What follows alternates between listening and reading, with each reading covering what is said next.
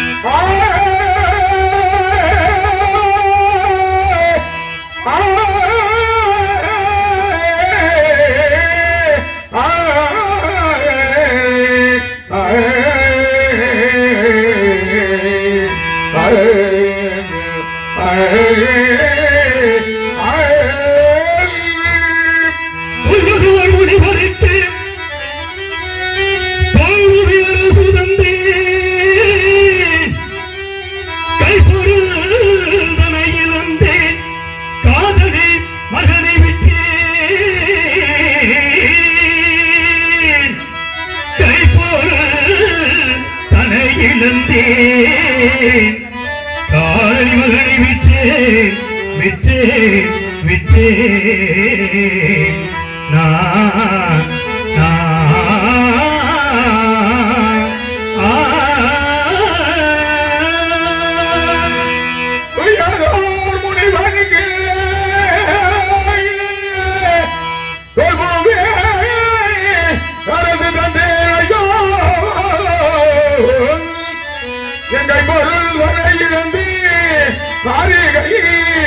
மகனை தோன்றே தெய்வமே தெய்வமே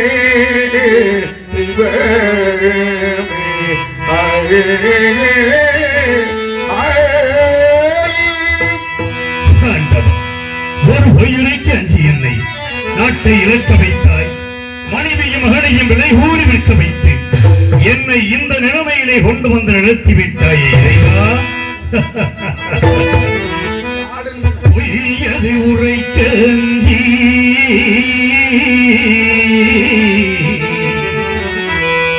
பொய்யது உரைக்க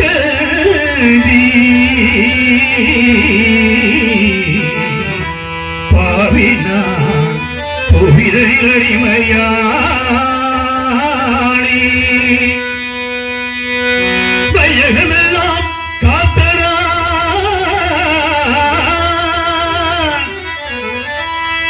இந்த வையகமெல்லாம் காத்தனா மயானத்தை காக்க போரே வையகம் காத்தனான் காசி மயானம் காக்க புறப்பட்டே தெய்வமே தெய்வமே சிவமே தெய்வமே புயலே உரைத்தேங்கி ஒரு புலடிமையானே இந்த வையகந்தனிலே மாறி மயானத்தை காய்ச்சேன் புறப்பட்டேன்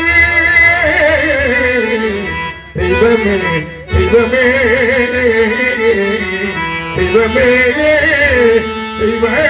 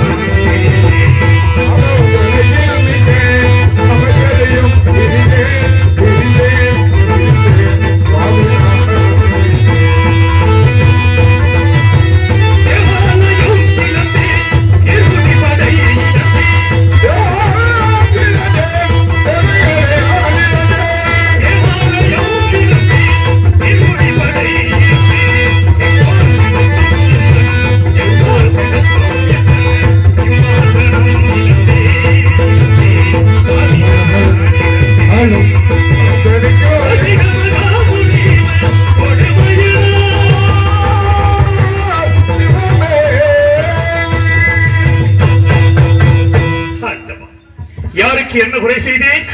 யார் குடியை கெடுத்து வாழ்ந்தேன்? இந்த மண்ணுலகில் உன் அருள் பெற்ற அனைவரும் இன்புற்று இருக்க வேண்டும் என்பதற்காக அல்லம் பகலும் அணிதினமும் உன் திருப்படியை பணிந்திருந்தேனே இறைவா, நான் என்ன குற்றம் செய்தேன்? இல்லை என்று வந்தவர்களுக்கு அள்ளி கொடுத்தது குற்றமா? நீதி தவறாது 56 ரசத்தையும் நெறிமுறையோடு ஆட்சி புரிந்தேனே ஆண்டவா, அதுதான் நான் செய்த குற்றமா இறைவா? நாடு நகரங்களை இழந்தேன், பெண் குலத்தின் திருவிழக்காம் பத்தினியை பிரிந்தேன், பாசத்தால் ஈன்றெடுத்த மகனை விற்றேன், நற்றிக்கையை வைத்திருந்த நண்பனை பிரிந்து நீதி தவறாத செங்கோலை இழந்து நிலை தடுமாறி நிற்கும் என் நிலைமை கண்டு மனம் இறங்கவில்லையே இறைவா, கல்லாகி விட்டாயா? உன் மனம்தான் கல்லாகி விட்டதா?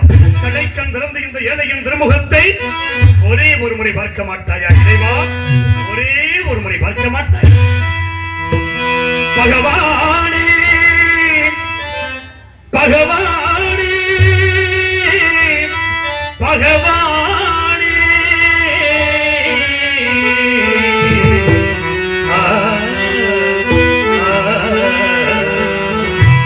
பகவானே மௌனம் ஏனோ, பகவானே மௌனம் ஏனோ, இது யாவும் நீதிதானோ, பகவானே மௌனம் ஏனோ, பகவானே மௌனம் ஏனோ, இது யாவும் இல்லைதானோ, பகவானே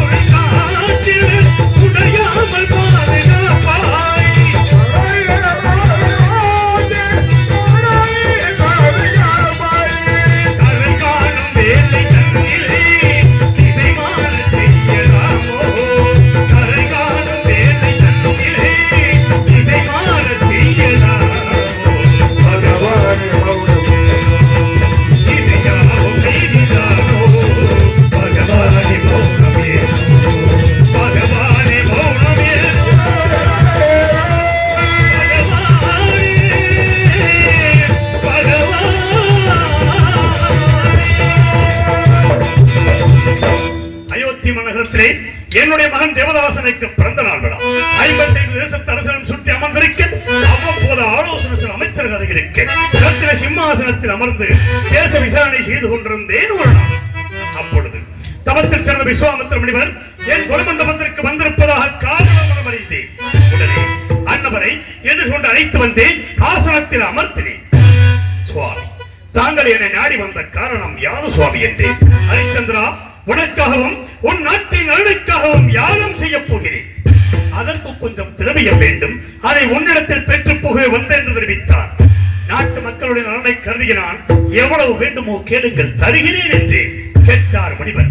மற்ற பாதைகள் மீது மதகரியின் நிலத்தை அதன் மீது ஆங்காரவுடன் அமரச் செய்து அவன் கையிலே வெள்ளி கவன் கொடுத்து அதில் மாணிக்கு கல் வைத்து சுழற்றி எறிந்தார்.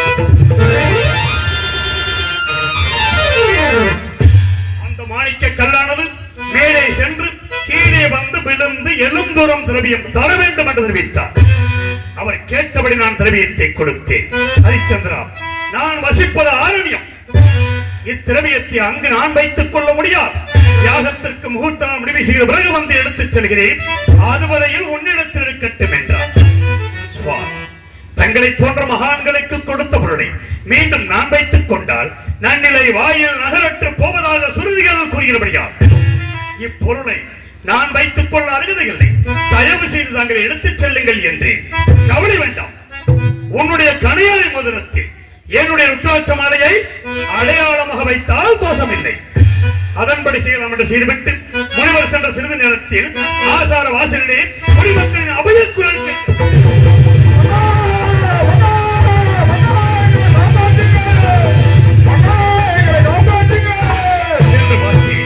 குடிசனங்களே, உங்களுக்கெல்லாம் என்ன நேர்ந்தது? நான் என்ன குறை வைத்திருக்கிறேன்? எதற்காக அழுது புலம்புகிறீர்கள் என்று. மன்னா, நாங்கள் இட்ட பெயர்களை எல்லாம் கொடிய மிருகங்கள் வந்து அழித்து விட்டது. மன்னா மன்னா மன்னா, எனது மனம் வேதனை அடைந்தது. குடிமக்களுக்கு ஆறுதல் அனுப்பினேன். வேட்டைக்கு புறப்பட்டேன். கொடிய விலங்கினங்களை கொன்றேன். வேட்டையாடிய விளக்கத்தால் திருக்குள கரையோரம் ஆலமரத்தின் அடியில் எனது பத்தினி சந்திரபதியின் மடியில் சிறிது நித்திரையில் இருந்தேன். அங்கே அடாத கனவு ஒன்று கண்டு திடுக்கிட்டு எழுந்து பார்த்தேன். 2 நடன மாதர்கள் என் முன் வந்து நின்றார்கள். நீங்கள் யார்? உங்கள் ஊர் பேர் என்ன? என்னை நாடி வந்த காரணம் என்னவென்று கேட்டேன். மன்னா, நாங்கள் வசிப்பது இமயகிரிச்சாரல். என் பெயர் சரசவல்லி, இவள் பெயர் காமவல்லி. எங்களுக்கு பரதமும் சங்கீதமும் தெரியும். அதை தங்கள் சமூகத்தில் ஆடியும் பாடியும் தக்க சன்மானம் பெற்ற புகை வந்தோம் என்று தெரிவித்தார்கள்.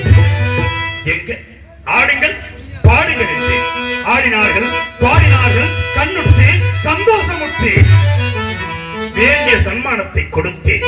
பெற்றுக்கொள்ள மறுத்து என் திருமணிக்கு நிறுத்தக்கூடிய பூச்சக்கர கொடியையும் எனது வெற்றி மாலையையும் பரிசாக கேட்டார்கள். கொடுக்கக்கூடிய பொருளாக இருந்தால் தயங்காமல் கொடுத்து விடுவேன். இதை விடுத்து பொன்பொருள் எவ்வளவு வேண்டுமோ கேளுங்கள், தருகிறேன். பொன்பொருள் எங்களுக்கு தேவையில்லை. அப்படி என்றால் எங்கள் இருவரையும் நீங்கள் திருமணம் செய்து கொள்ள வேண்டும் என்றார்கள். பெண்களை நான் தந்தாரம் என்று பிரதாரம் சிக்காதவன். தயவு செய்து இந்த இடத்தை விட்டு போய்விடுங்கள் என்று எவ்வளவோ அறிவுரைகளை எடுத்து கூறினேன். கேட்கவில்லை. காவலர்களை அழைத்தேன். அடித்து துரத்தி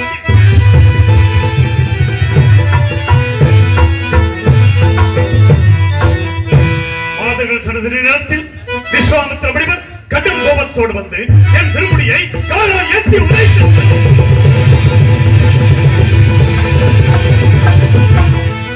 மணிமுடி மண்ணிலே சாய்ந்து விட்டது என்று கூட நான் கவலைப்படவில்லை.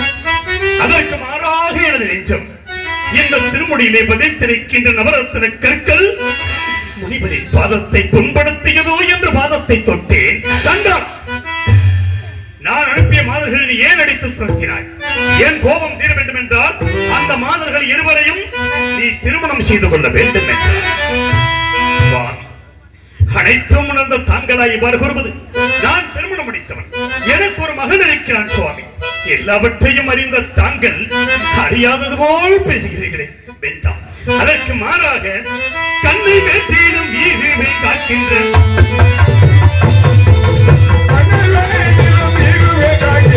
கண்ணை வேற்றிலும் ஈகுவை காக்கின்ற அன்னை வேதிலும் வாகுடன் ஈகுவை கண்ணை வேற்றிய கண்ணை வேதிய கண்ணை கொள்ள என்னை வேதிய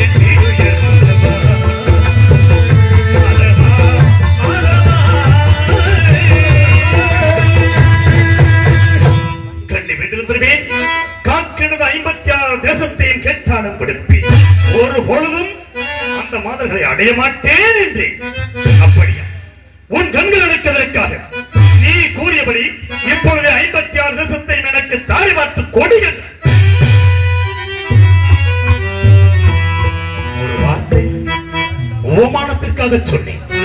இல்லை என்று சொன்னால் சொல் தவறியதாக போய்விடுமோ என்று கருதினான். அன்பு மனைவி தாராவதியை கெண்டியிலே ஜலம் கொண்டு வரச் செய்து முனிவருக்கு அவயமாக 56 தேசத்தையும் தாரை பார்த்து கொடுத்தேன். சற்று நேரம் கழித்தபின், ஹரிச்சந்திரா, நீ யாகத்திற்கு கொடுத்தாய் அல்லவா திரவியம், அதை இப்பொழுது கொடு என்றார்.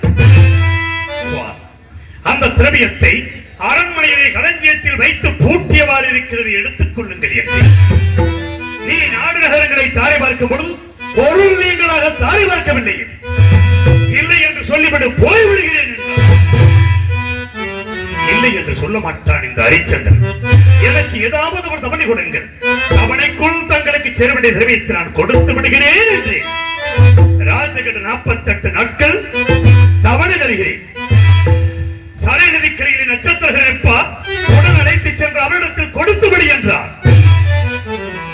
நான் சம்மதித்து இந்த நாட்டை விட்டு போவதற்காக ஒரு அடி எடுத்து வைத்தேன். ஹரிச்சந்திரனில்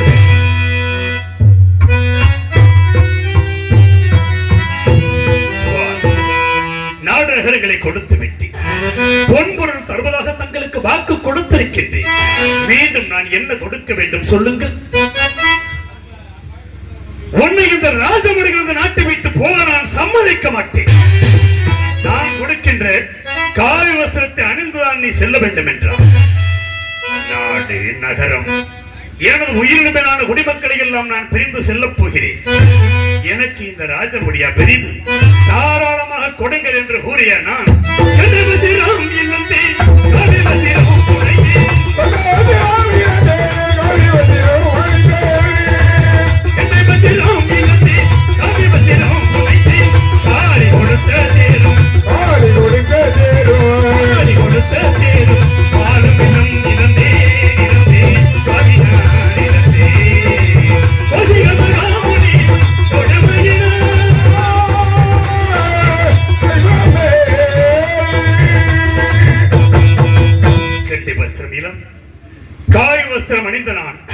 அன்பு மகனை ஒரு கரத்திலே பிடித்து உயிரோடு உயிராகி உறவாடி ஒட்டி வாழ்ந்த மனைவியை மற்றொரு கரத்திலே பிடித்துக் கொண்டு காசிமா நகரத்தை நோக்கி நடந்தேன். எப்படி நடந்து சென்று தெரியும்? நடந்து வா மயிலே, நடந்து வா மயிலே,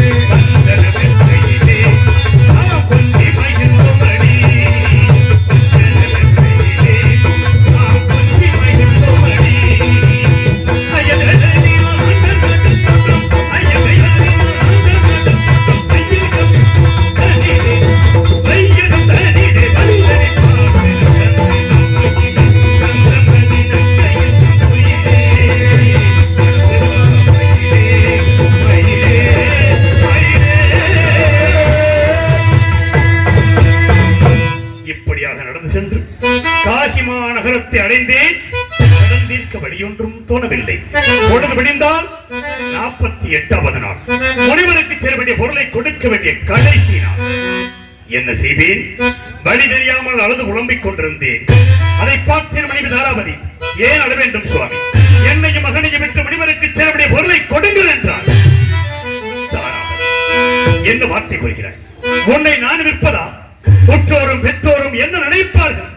கட்டிய மனைவி விட்டான் சண்டாளன் என்ற உலகமே என்னை படித்து பேசுமே தேவி என்று எவ்வளவு அறிவுரை எடுத்து கோரி என்னை விலை கூறச் சொன்னார். வழி தெரியாமல் திகைத்த நான் இரு பேர்களையும் என் கரங்களிலே பிடித்துக் கொண்டு காசிமா நகரத்து வீதியிலே விலையோ விலை, விலையோ விலை, விலையோ விலை என்று எப்படி விலை கூறினேன் தெரியும்?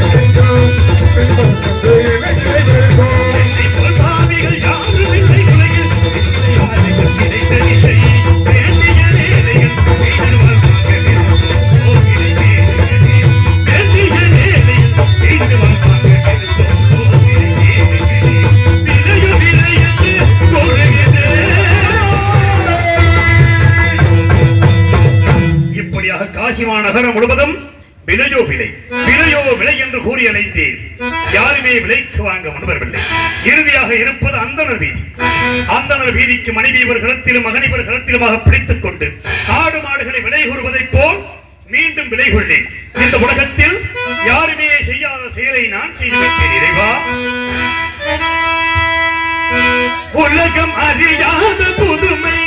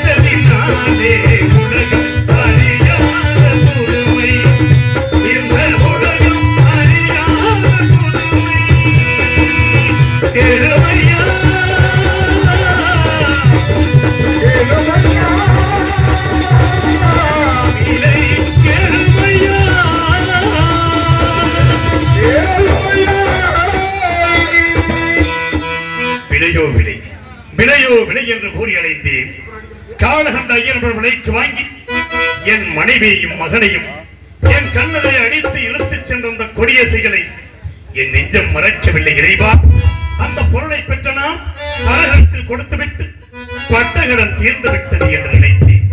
ஆனால் நட்சத்திரகர் ஓடோடி வந்தார். ஹரிச்சந்திரா, உன்னோடு 40 நாள் கஷ்டப்பட்டு வந்திருக்கிறேனே, எனக்கு என்ன தரப் போகிறாய்? 16,000 பொன் கொடுத்தால் ஒழிய இல்லை என்றால் அந்த பொருளை முனிவருக்கு கொடுக்க மாட்டேன், நான் வைத்துக் கொள்வேன் என்றார். இனிமேல் என்னிடம் என்ன இருக்கிறது? எதை வைத்து தங்களுக்கு கொடுப்பேன் என்றேன்.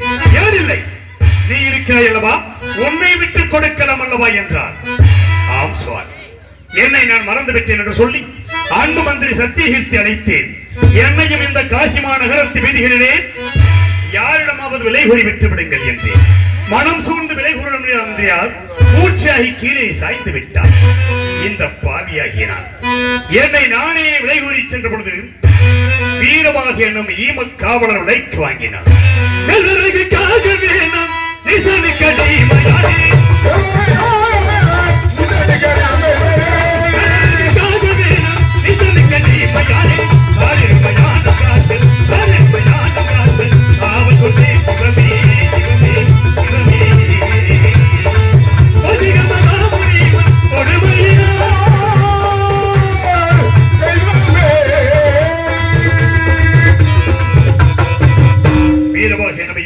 விலைக்கு வாங்கி கல்குடம் சுமக்க வைத்தார் தவறி கீழே விழுந்தார். இறந்த கம்பரை அறுக்கச் செய்தார். அறுக்கும் பொழுது கத்தியானது கையிலே அறுபற்ற ரத்தம் கொட்டுவதை பார்த்தார். ஹரிச்சந்திரா, உனக்கு இந்த வீட்டு வேலை சரிப்படாது. நான் காக்கின்ற மயானம் ஒன்றை கருதங்குவோம். வருகின்ற தினம் ஒன்றுக்கு கால்பணம் 1 முழம் துண்டு, வாய்க்கரிசி 3 வாங்கு. கால்பணம் முழத்துண்டை எனக்கு அனுப்பி வை, வாய்க்கரிசி மட்டும் புசிப்பிற்கு வைத்துக் கொள்கிறார். அரண்மனையிலே 6 சுவை உணவு கொண்டு வாழ்ந்த நான் மயானத்திலே பிணத்தின் மேல் போடப்படுகிற வாய்க்கரிசி கொண்டு வாழும் அளவுக்கு என்னை கொண்டு வந்து நிறுத்தினேன். என்ன சிவே, எஜமானிட்ட கட்டளைப்படி மயானத்தை காக்க புறப்படுகிறேன். இறைவா, மயானத்தை காக்க புறப்படுகிறேன். போகின்றேன் போகின்றேன்